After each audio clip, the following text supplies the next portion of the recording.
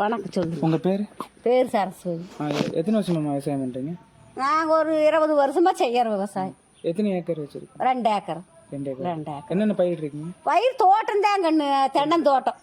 தோட்டம் தான். சரிம்மா, இதில் என்னென்ன பிரச்சனை நீங்கள் வந்துருக்கு உங்களுக்கு? இதில் எதுவும் பிரச்சனையெல்லாம் ஒன்றும் இல்லை. உப்பு தண்ணி தோட்டம் வந்து வெள்ளாமை அதிகமாக விளையாது. பில்லு மட்டும் மாட்டுகளுக்கு போட்டு அறுத்துக்குவோம். சரிம்மா, நீங்கள் அந்த புதுமையான விவசாயம் கேள்விப்பட்டிருக்கீங்களா? ஆர்கானிக் ஃபார்மிங் அந்த மாதிரி விவசாயம்? அது தெரியாது சாமி. அது எதுவும் உங்களுக்கு யாரும் சொல்லலையா உங்களுக்கு? சொல்லியிருப்பாங்களே என்னமோ தெரியல. சரிம்மா, அது மாதிரி யாராவது வருங்காலத்தில் ஏதாவது அந்த மாதிரி பண்ணலாம்னு ஐடியா இருக்குங்களா உங்களுக்கு? அப்படி ஐடியா இல்லை சாமி. அப்படியெல்லாம் போட்டால் இதுக்கு வராதுகோ. இந்த தோட்டத்துக்குள்ளே வந்து வராது. உப்பு தண்ணியாச்சா, அதனால வராது. ஆனால் நிறைய பேர் அந்த மாதிரி பண்ணுறாங்க.